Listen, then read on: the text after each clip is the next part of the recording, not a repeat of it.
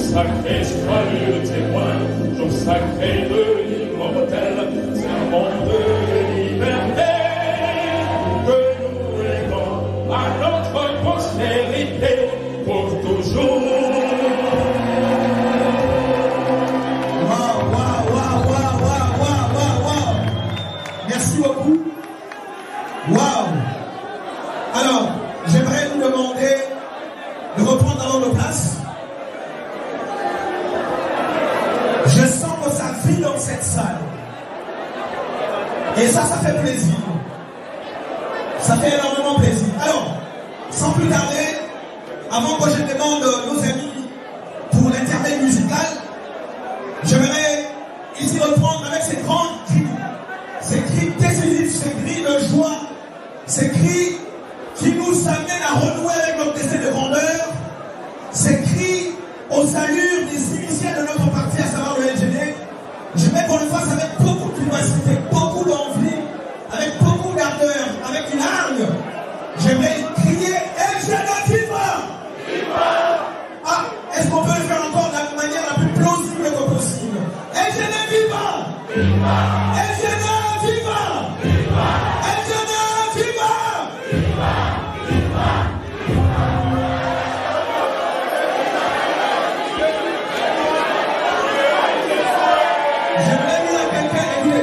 J'aimerais dire à quelqu'un que tu as échoué en faisant ces cris. Tu as échoué. C'est-à-dire qu'à la fin, il faut dire LGD viva, Matata Polo, président de la République 2023, il y a une zone en se levant en acclamant très fort.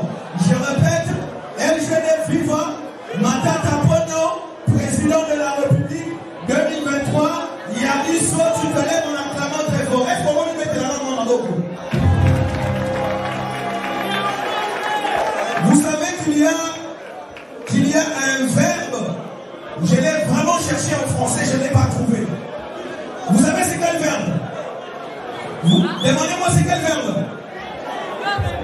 Niloloté. Moi Nilolo. Ma maman fait Nilolo, mais la politique c'est vraiment important. Moi Nilolo.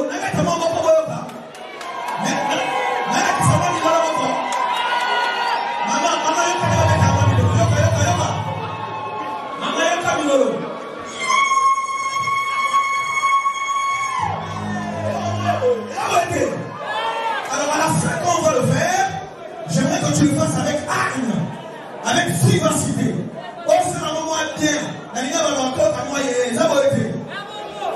Je reprends. LGD viva 3 fois. À la 3e fois, tu ne vas pas dire LGD viva 3 fois. Tu vas seulement dire LGD viva Matata Polo, président de la République 2023. Il y a tous les abonnés. Toyokani, Tomana, LGD viva! LGD viva!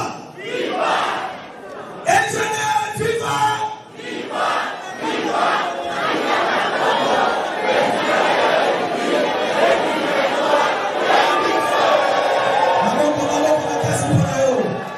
Merci beaucoup. Alors nous allons nous laisser pendant quelques minutes entre les mains de nos amis pour l'intermède musical et après quoi nous allons reprendre pour parler des choses super importantes parce que nous ne sommes pas un parti de la danse ni du chant, mais nous sommes un parti qui a l'énergie pour le développement de notre pays, un parti qui a une raison résonante d'État pour renouer avec notre destin de grandeur et sortir ce pays du gouffre profond dans lequel les gouvernements actuels l'ont lancé parce que ce pays est un pays charnière de l'Afrique. Et donc juste après, nous allons reprendre avec le moment merveilleux, l'intermède musical s'il vous plaît.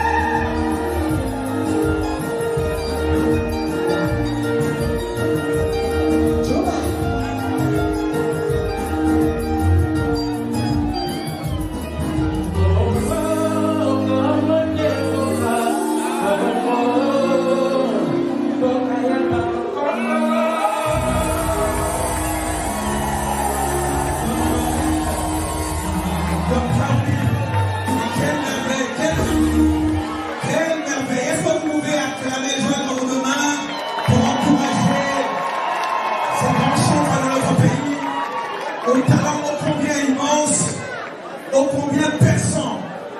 Alors, sans plus tarder, j'aimerais que nous puissions faire une exception pour ces grandes cérémonies. Cette grande cérémonie que j'aimerais renommer une cérémonie, n'est-ce pas, du renouement. Est-ce que tu peux dire avec moi renouer? Je n'ai pas entendu, on commence ici. On est là. Est-ce qu'on peut dire renouer? Est-ce qu'on peut dire renouer? Je suis ici. Est-ce qu'on peut dire renouer? Ça, c'est une sorte de colonne présidentielle. Hein? Nous sommes dans la colonne présidentielle. Est-ce qu'on peut dire renouer? J'ai l'impression que le président n'a pas bien entendu. Est-ce qu'on peut redire renouer? Renouer. Très bien, on est ici. On est ici.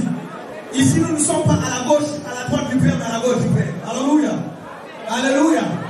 Si on était à l'église, vous allez reprendre avec beaucoup de facilité pour les enfants en ligne. Est-ce qu'on peut dire renouer? Renouer. Voilà. Nous sommes aujourd'hui dans cette salle de spectacle de Chômeuse pour entendre non seulement pas un discours, puisque je le disais tout à l'heure, que nous ne sommes pas un parti de la danse ou du chant, nous sommes un parti qui est considéré comme un think tank pour renouer avec notre destin de grandeur, amener notre pays aux horizons immenses et changer la trajectoire de l'histoire afin que ce pays atteigne justement l'objectif, la finalité ou l'axiologie pour laquelle Dieu l'a créé et Dieu nous a acceptés sur cette terre. Et donc je vais appeler ici le camarade Jérémy pour que nous puissions faire exception. Les autres voyez, moi, l'hymne national, il y a parti la mission. Là, vous voyez, donc, vous voyez, vous avez un papier pour vous. Au moins, mon papier pour vous, vous avez un papier. Au moins, il y a un bouquet, moi, ma commis à l'hymne. Donc, vous voyez, l'hymne national, il y a parti la mission. Ça sera pour une première fois. Et donc, on comprend qu'il faut faire moi du babou. Mais, ma babou minité, comment j'ai ici?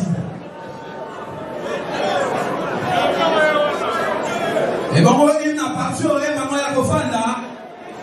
Vous voyez, maman Yakofanda. Et c'est qui te téléma. Tu es ma une et à partie. Pour la cola qui ça a été mokoyo. Et ça, n'a pas nous pas tanissima ya LGD.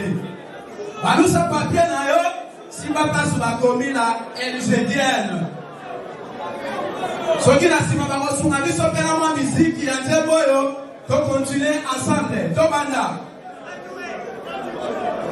Balekona sima o LGD. Place validé basananaka discipline des alaka. Tobanda qui a toye ma une à partie. 1, 2, go. Laissons nos fronts et prenons courage. Car le temps est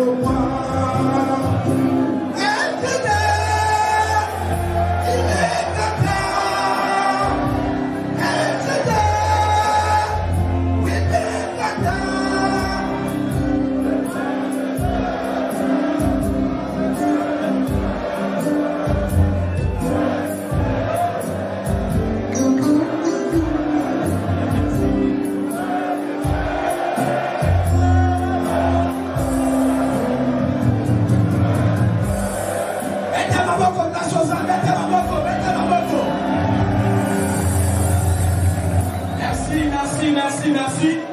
Comprenez que c'était pour la première fois et que tout le monde a la qui n'en avait vu la côte en monté. Merci beaucoup. Merci beaucoup.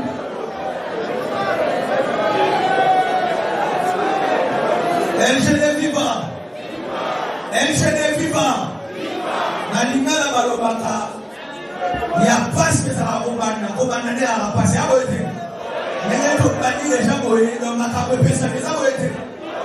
Alors nous sommes là pour des raisons plus importantes. Nous sommes venus parler de l'État. Avec un homme d'État. Il est dit qu'un homme d'État, c'est celui qui a déjà géré l'État. Les a côté. Il y a des hommes politiques, mais il y a des hommes d'État. Quand bien même qu'ils sont hommes politiques, ils sont hommes d'État. Et aujourd'hui, dans cette salle, nous avons l'opportunité d'entendre une personne qui a géré l'État. Nakati ya saloyo, tozana ngoluko minekela na maboko semingala. Sono mo semingala na olo bala nyonse la bote. Dans nakati ya saloyo tozana chance moko ya koyoka moto oyo. N'est-ce pas, à gérer les écoles, à Kamba école, à Kamba école, à Mema Yangokino, na Disiga Oyo, va pas cancer que c'est un Okamba. Après, c'est un moment, il y a ça, j'aimerais le dire en Chiluba. J'aimerais le dire en Swahili. J'aimerais le dire en Kikongo. Tuko hapa, jua kufungulia mambo ya nchi yetu. Tujimwabeu, Mwakwakula, Malu, Ajituma Jetu, Waruma Nituma, Batata Bamama. J'aimerais m'arrêter par là. Je ne vais pas monopoliser la parole. Alors, j'aimerais ici faire appel. Et avant qu'ils ne viennent, s'il vous plaît, avant qu'ils ne viennent, vous savez que la Bible dit qu'il y a un temps pour tout. Alors ça c'est un temps pour entendre, je disais tout à l'heure, l'élixir du développement de notre pays par le président du LGD. Et comme vous le savez, un auteur français le dit si bien que la réalité du pouvoir ne réside pas dans la conquête ni dans le bilan, mais la réalité du pouvoir réside dans les tripes et la rage de ceux qui ont géré l'État. Donc j'aimerais ici appeler le président du LGD.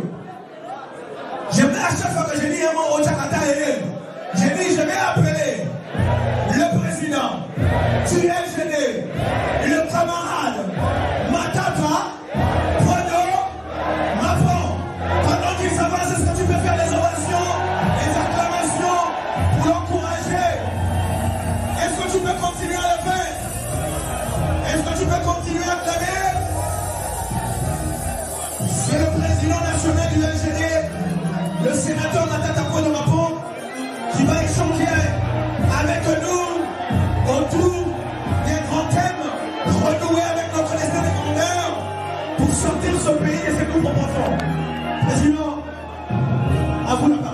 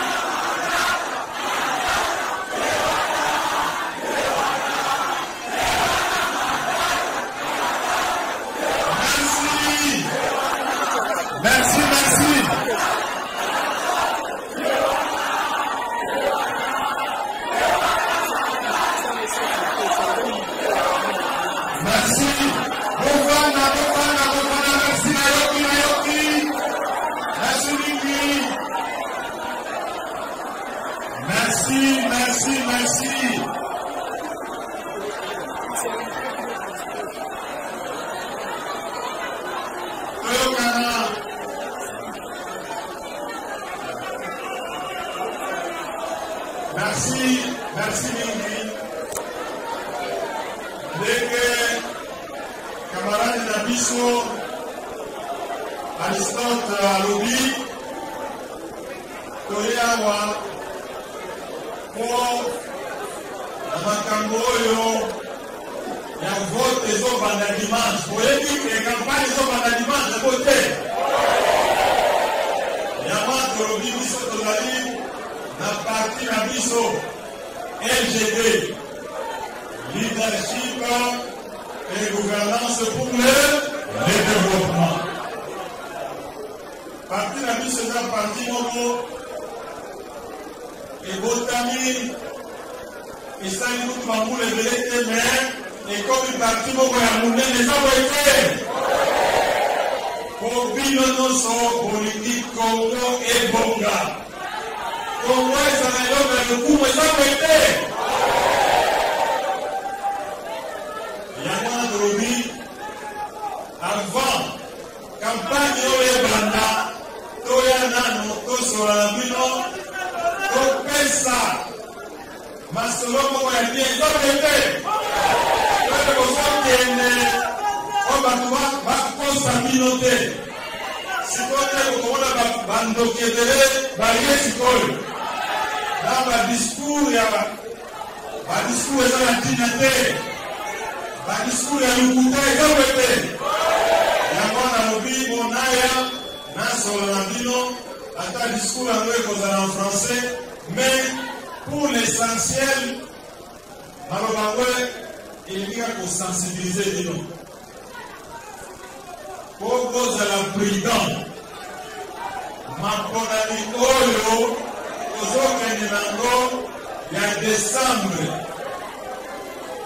anemo soki olingi okona mboka na yo ebonga mpona malamu eza boye te soki okoni makambo ya triko yo moko omemi mboka na yo na wala merci beaucoup sikoyo nakoloba na moke na français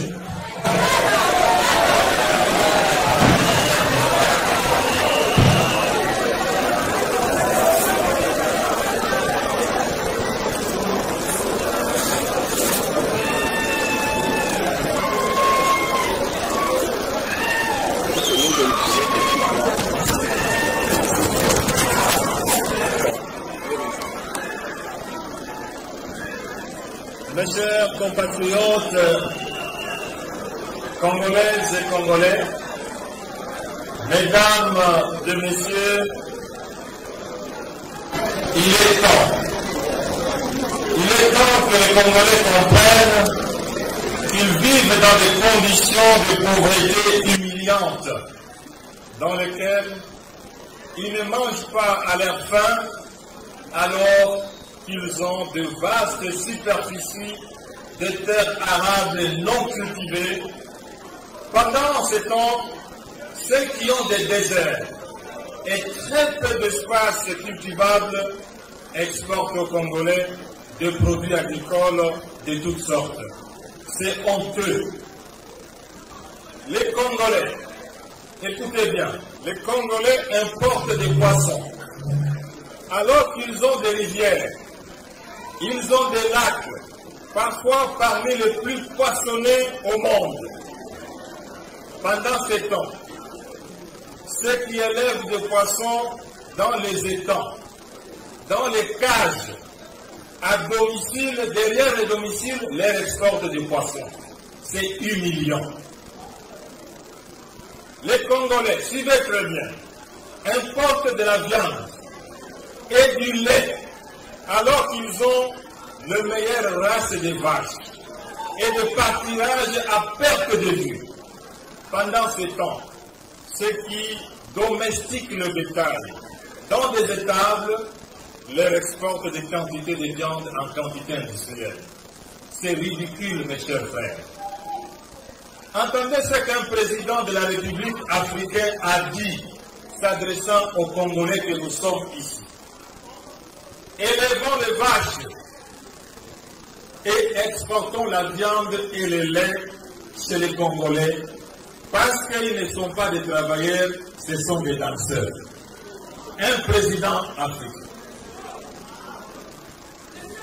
Mes chers compatriotes, les Congolais manquent cruellement d'électricité. Et en importe alors qu'ils ont un potentiel en énergie hydroélectrique, solaire et éolienne parmi les meilleurs du continent, si pas le meilleur du monde. Les Congolais manquent cruellement d'eau potable alors qu'ils disposent de l'une des meilleures réserves d'eau douce au monde, mais inexploitée. Pendant ce temps, ceux qui ont des déserts leur exportent de l'eau à boire dans leur pays. C'est inimaginable, mes chers compatriotes. Les Congolais, vous le savez, n'ont plus de meilleures écoles, n'ont plus d'instituts techniques et universités de qualité. Mais ils se targuent chaque jour d'envoyer leurs enfants étudier à l'extérieur du pays, parfois même dans des pays voisins qui dénigrent à longueur de journée. Pourtant, il y a quelques années, des jeunes Africains venaient étudier dans les universités congolaises qui étaient comptés parmi les meilleurs du continent africain. C'est impassable aujourd'hui. Mes chers compatriotes, les Congolais n'ont même pas de dispensaires et d'hôpitaux de qualité et se vantent de se faire soigner à l'extérieur du pays. Alors que pendant la colonisation, les Belges, le Portugais, les Grecs se faisaient soigner dans les villes et les villages de la RDC. C'est incroyable. Les Congolais n'ont pas de route de qualité pour relier une commune à une autre, un village à un autre, une province à une autre.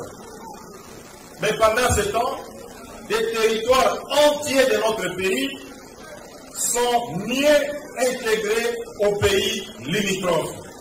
Ce n'est pas possible. Mes chers compatriotes, les Congolais ont des savanes verdoyantes, des forêts luxuriantes, des collines et montagnes splendides, des volcans actifs impressionnants, des sites d'eau spectaculaires, des parcs nationaux habitant des espèces rares, parfois uniques au monde. Malgré ces atouts naturels, les Congolais préfèrent voyager et faire du tourisme à l'extérieur du pays, parfois même dans des déserts où ils découvrent à un certain moment des espèces importées de leur propre pays comme l'okapi. C'est inacceptable. À ce jour, nous, peuple congolais, tels que nous sommes là, nous ne possédons aucun avion en bon état qui appartient à l'État. Nous avons tué toutes les compagnies aériennes, Air Zaïre, Congo Airways. Et aujourd'hui, nous nous contentons de louer des avions appartenant à des pays africains, parfois moins nantis que les nôtres. C'est dramatique, c'est dramatique. Oui, c'est humiliant ce que nous vivons aujourd'hui.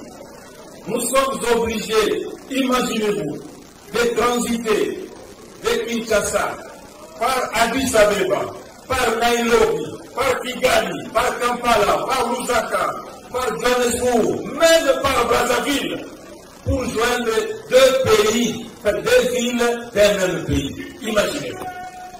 Il arrive à un Congolais de faire 7 heures de vol pour passer d'une ville à une autre dans le même pays pendant qu'il lui fallait peut-être 2 heures ou moins de 2 heures. C'est humiliant. Mes chers compatriotes, chers Congolaises et Congolais, mesdames et messieurs, tout ceci nous arrive non à cause de la malchance ou d'une malédiction quelconque, comme aiment les justifier certains d'entre nous, mais à cause d'un déficit chronique de leadership et de gouvernance, voulu et accepté par nous-mêmes, le peuple congolais. Voilà pourquoi il est temps que les Congolais réalisent qu'ils ne peuvent pas continuer à vivre avec des contradictions et des humiliations pathétiques. Ces humiliations nous humilient tous et nous déshonorent sérieusement jusqu'à mettre en danger notre unité nationale, jusqu'à mettre l'unité du pays en danger.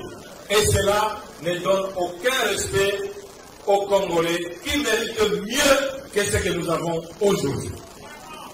Comment peut-on, chers compatriotes, expliquer ce type de contradictions? Suivez, nous disposons d'innombrables richesses sous les sols et les sous-sols que Dieu nous a donnés. Mais en même temps, nous vivons dans une pauvreté extrême.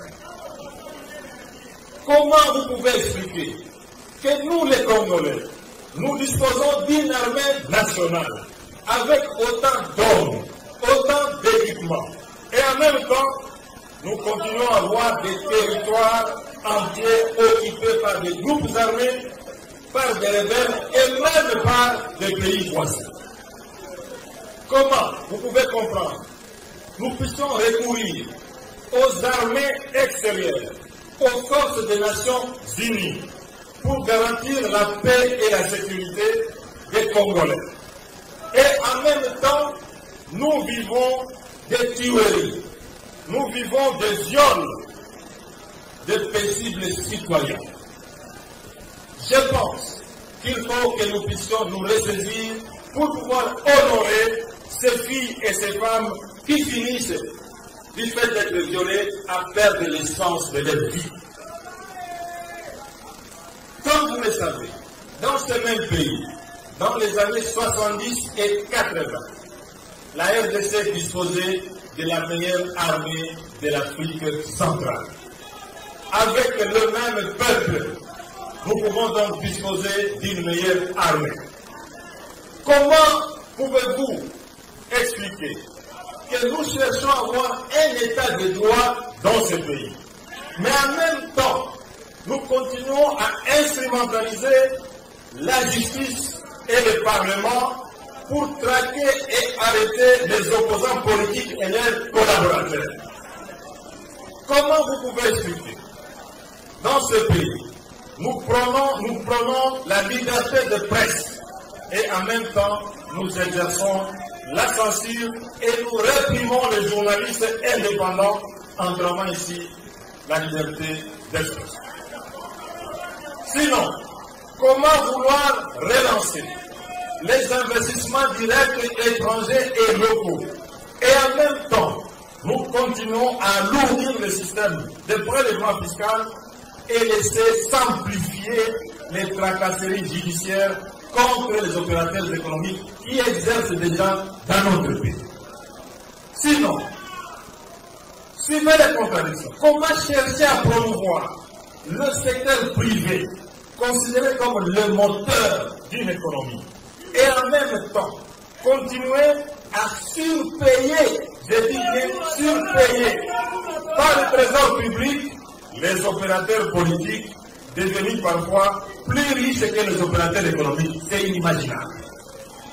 Comment, suivez les contradictions, chercher à améliorer le climat des affaires et en même temps institutionnaliser la fraude et la corruption, devenir le moyen d'enrichissement dans le secteur de l'administration et dans le secteur de la politique? Et pendant ce temps, l'État congolais est classé parmi les pays les plus corrompus du monde. Suivez les contradictions. Comment nous pouvons chercher à consolider l'unité et la cohésion nationale et en même temps, nous continuons à considérer les tribalismes, les régionalismes comme le principal mode d'accès à la promotion des personnes dans l'administration et les institutions politiques. Suivez les contradictions, mes chers compatriotes. Comment on peut lutter contre le néocolonialisme et le néo-impérialisme et en même temps continuer à exercer le népotisme et le clientélisme en pillant systématiquement les ressources de la RDC et en allant investir dans le même pays que nous considérons comme colonisateur et impérialiste. Mes chers compatriotes, suivez les contradictions. Comment chercher à promouvoir la démocratie dans le pays et en même temps cultiver, je dis bien cultiver la transhumance des hommes politiques, dépourvus d'idéal et de valeurs, devenus des exemples ridicules de Caméléon et de Maradona. Les hommes politiques congolais, imaginez-vous, par le passé, ils ont été appelés Lumumbistes, avant de devenir Tshisekedistes les pères, avant de devenir Kabilistes les pères, et de devenir encore Kabilistes les fils. Et aujourd'hui on les appelle Tshisekedistes les fils. Demain ils vont devenir Matatistes.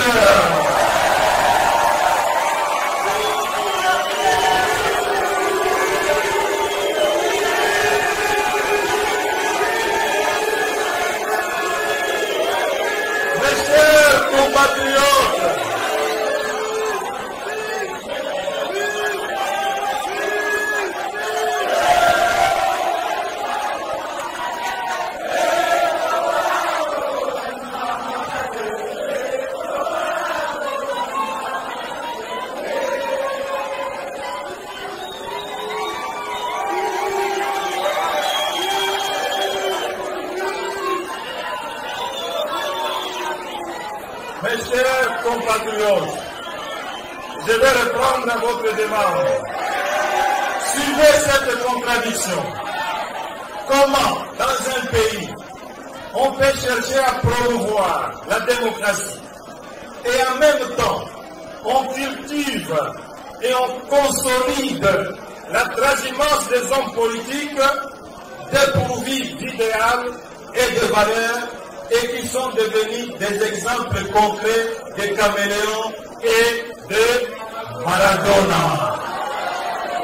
Ces hommes politiques, par le passé, ils étaient lumumbistes, avant de devenir tshisekedistes les pères, et de passer tshisekedistes les fils, avant kabilistes les pères, kabilistes les fils.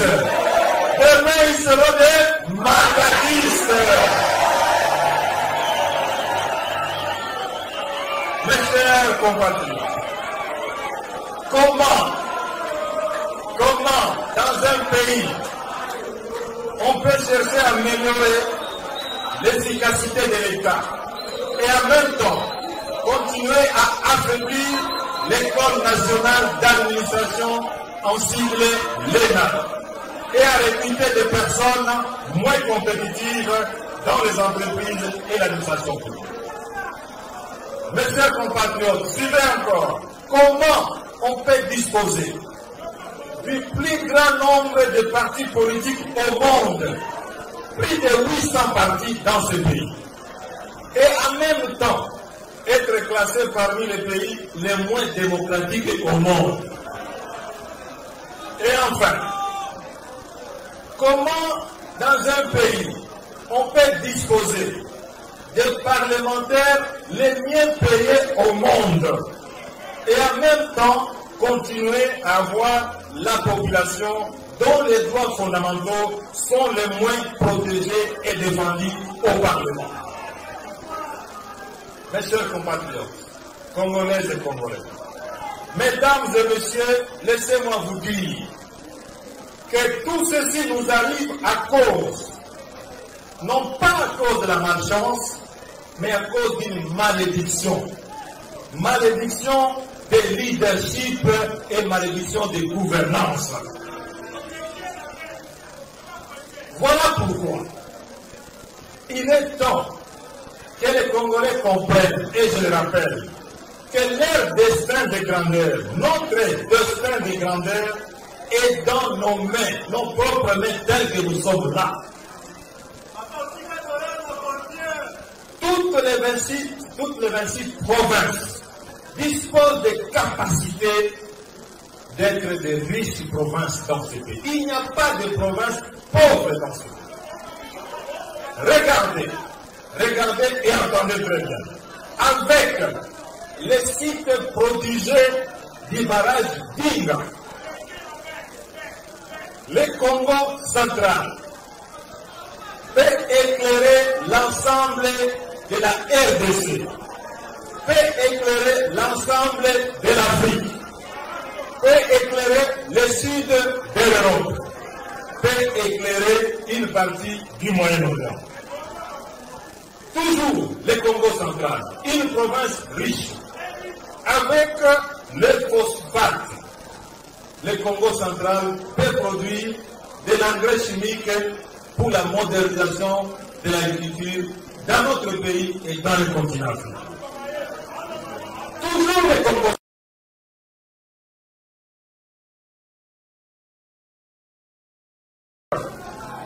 Le potentiel pétrolier, Congo central peut fournir du pétrole non seulement en RDC, mais dans l'Afrique tout entière. Les autres provinces, les Kwango, les Kwilu, les Maïndombe, les Olomami, les Lomami, les Sankuru, avec leur vaste superficie en terre arabe, toutes ces provinces peuvent devenir des grands centres de production et d'exploitation agricole, non seulement pour les RDC, mais pour l'Afrique tout entière. Les provinces du Kasaï oriental, les provinces du Kasaï central, la province du Kasaï, avec les réserves minières et les terres arabes, le peuple vivant dans ces provinces, ils peuvent devenir le producteur du diamant industriel, du diamant des joailleries transformés. Et ce peuple du Kasaï ne sera jamais pauvre. Mes chers compatriotes, les provinces du Haut-Katanga, les provinces de Lualaba, ces deux grandes provinces peuvent devenir des grands centres de production et de transformation minière et agricole. La province de la Tchopo, la province du Bazouélé, la province du Haut-Ouélé, la province de l'Ituri, peuvent devenir des grands centres de production et de transformation et d'exportation minière et agricole. Avec le fleuve Congo et la forêt équatoriale, les provinces de l'Équateur, provinces de Nord-Ubangi, Sud-Ubangi, Mongala, la Chouapa, le Maniema, peuvent devenir des sites industriels de production et d'exportation de poissons, de produits agricoles, de produits miniers et de fabriques de meubles pouvant être exportés dans le monde entier. Mes chers compatriotes, avec le lac Kivu, avec le lac Tanganyika, avec des réserves minières rares au monde, avec les belles montagnes dans ces provinces, avec des pâturages à perte de vue, les provinces du Sud Kivu, du Nord Kivu, des Tanganyika peuvent devenir des grands sites industriels du tourisme, des productions de poissons, des productions de viande, des productions de produits vivriers, d'énergie et de minéraux et j'en passe. Mes chers compatriotes, mieux encore, avec un leadership et une gouvernance de qualité prônée par notre parti, toutes les provinces de la RDC, si on citait, indépendamment de leur potentiel en ressources naturelles, peuvent devenir des centres d'exploitation industrielle devant garantir le développement accéléré de l'ensemble du pays.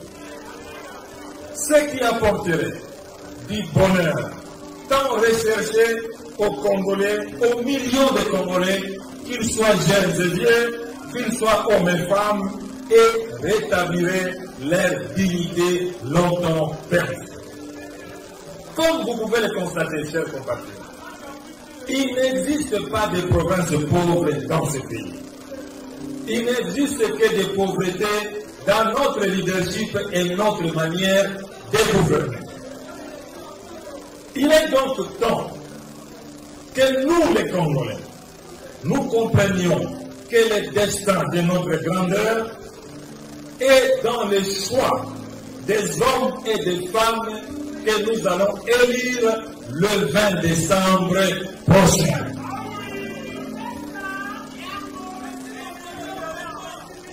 Et que c'est nous, et nous les Congolais, qui allons décider de la continuité des contradictions et humiliations que je viens de vous décrire ici et dans lesquelles nous vivons chaque jour. Soit le 20 décembre, nous décidons de sortir de cette humiliation et nous votons utile en dépit de pagnes et de différents cadeaux. Et nous allons décider du changement du cours de l'histoire de ce pays vers la grandeur de notre pays. Il est donc temps que nous, les Congolais, nous puissions chercher le destin de notre grandeur en votant, non pas sur base de considérations tribales ou provinciales, mais sur base de la volonté du changement radical en faveur de notre destin de grandeur. Les Congolais que nous sommes, cette fois, nous devons savoir que notre pays est au bord de l'éclatement et de la disparition en tant que pays unique. Nous devons donc aller voter avec un sens élevé de patriotisme et de nationalisme pour mettre fin à la descente aux enfers de l'économie de notre pays. En définitive, nous les Congolais, nous devons donc voter pour rétablir la sécurité et la paix de manière durable dans notre pays. Nous les Congolais, nous devons donc voter pour consolider l'unité et la cohésion nationale et éloigner ainsi le spectre de tout éclatement du pays, tant rêvé par certains voisins qui veulent absolument étendre leurs espaces territoriaux. Nous devons donc voter pour contribuer à la relance de la production et à la prospérité nationale. Et enfin, nous devons donc voter pour participer au rétablissement de l'honneur et de la dignité de tous les citoyens de notre pays. En allant voter sur base de ces critères de haute valeur patriotique, cela nous permettra notamment d'honorer Patrice Emery Lumumba, qui est mort pour l'indépendance de ce pays. Nous allons Laurent Kabila, qui est mort pour la dignité de ce pays. Etienne Tshisekedi Wamulumba, qui est mort pour la dignité et l'unité de ce pays. Antoine Gizenga, qui a donné une leçon de constance politique dans ce pays. Honoré Simon Kimbangu, qui est mort pour la grandeur spirituelle des Congolais et des citoyens du monde. Honoré aussi Monseigneur Christophe Mouziro, Mwenendago et le colonel Mamadou Ndala et tant d'autres qui sont morts pour l'avènement de la paix et de la sécurité dans ce pays. Mes chers compatriotes, voilà pourquoi il est temps que les Congolais, en particulier vous les jeunes, qui incarnent l'avenir de notre nation, vous puissiez prendre conscience que le blocage au développement de notre pays ne peut être imputé aux Occidentaux. Chers amis, comprenez ceci. Nous ne pouvons pas imputer le sous-développement de notre pays ni aux Occidentaux, ni aux Orientaux, encore moins aux néocolonialistes ou néo-impérialistes. C'est faux et archi-faux. Cette idée erronée de dire que le sous-développement dépend des Occidentaux ou des autres est une façon erronée de pouvoir cacher la vérité d'un certain manque de leadership et de gouvernance qui caractérise les hommes politiques de ce pays. Voilà pourquoi nous pensons qu'il est temps que nous puissions reprendre en main les dessins de grandeur de notre pays.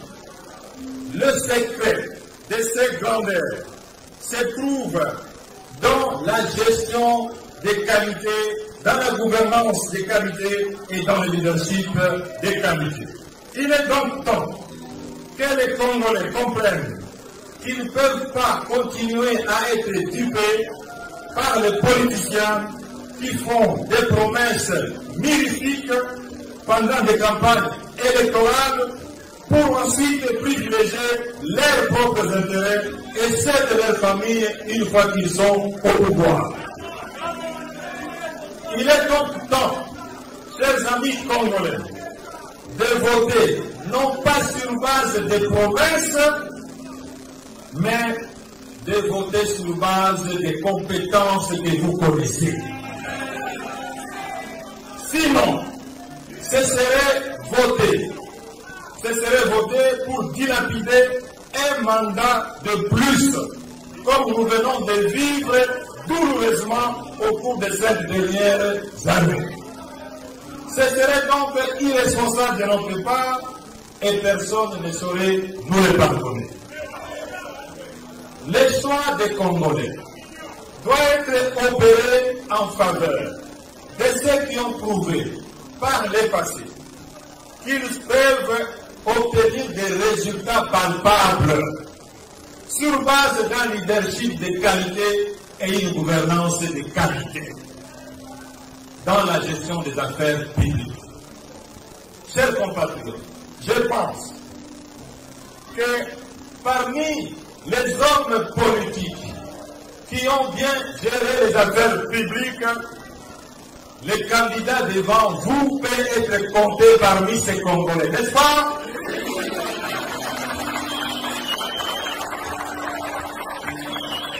Chers compatriotes, pour mémoire, je vais vous rappeler un tout petit peu.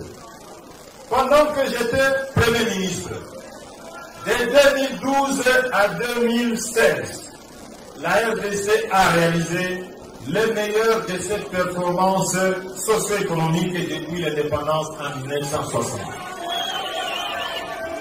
Ces performances, pour information, sont restées imbattables jusqu'aujourd'hui, même après 7 ans de gouvernance après nous. Même le dollar continue à se déprécier. Il est donc temps que les Congolais, nous les Congolais doivent donc comprendre que le monde des technologies évolue très vite et que la RDC n'a pas pris le train de la technologie et de l'intelligence artificielle. La survie des nations et la survie de la RDC dépendent de notre capacité à suivre ce train de la haute technologie. La RDC a raté ce train et évolue carrément à marge de la compétition des nations. Lucie, si nous restons à marge, l'issue serait fatale. Il est donc temps que nous, les Congolais, nous puissions comprendre l'importance de nous réembarquer dans les bateaux de la technologie, ces bateaux du progrès, qui est le bateau de leadership et de bonne gouvernance. Sinon, ça sera tard. Nous devons donc le faire le 20 décembre 2023. Chers compatriotes, chers amis, allons donc voter la compétence et non pas la médiocrité. Allons donc voter les réalisations et non pas les promesses et les rêveries.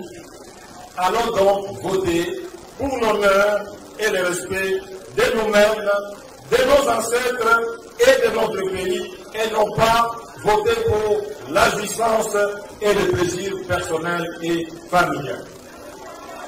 Enfin, il est temps, chers compatriotes, il est temps que les Congolais comprennent qu'aucune victoire ne peut être volée à un peuple engagé et décidé à la préserver, quel qu'en soit les prix. Dans l'histoire des nations du monde, il s'avère que le peuple est toujours plus puissant que le pouvoir politique.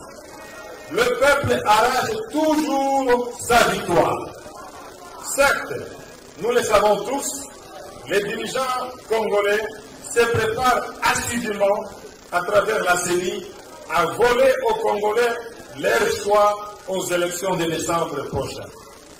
Fort de cette planification macabre, connue de tout le monde, les Congolais doivent se mobiliser et s'organiser à travers un système d'observation et de surveillance électorale populaire pour collecter tous les résultats, heure après heure, auprès de tous les bureaux de vote et de les agréger immédiatement pour éviter la fraude.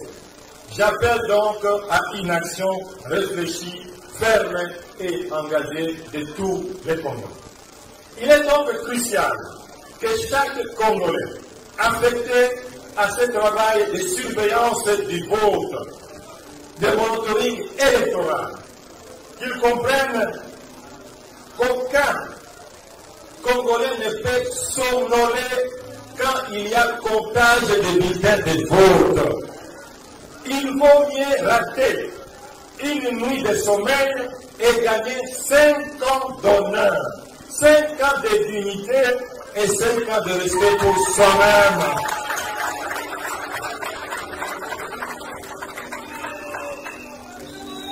Les Congolais doivent comprendre qu'il vaut mieux rater une nuit de sommeil pour offrir à son pays une chance de renouer avec le respect et la dignité, mieux avec son destin de grandeur. Chers compatriotes, mesdames et messieurs, pour terminer, je tiens à vous assurer que la victoire est avec nous.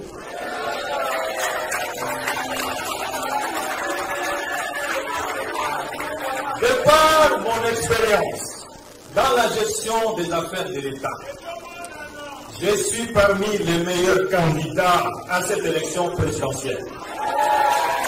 Voilà pourquoi le pouvoir a tout fait pour m'exclure de la course présidentielle pendant 2 ans et demi.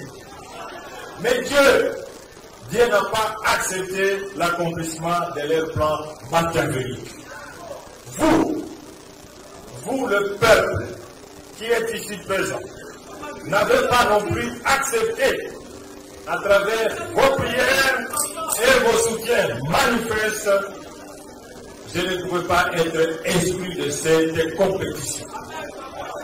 Je suis, vous le savez, je suis votre candidat naturel. Je suis le candidat du bilan. Je suis le candidat de la victoire. Et vous, le peuple, vous cherchez là la victoire. Ne perdez donc pas inutilement. Faisons de ma victoire votre victoire.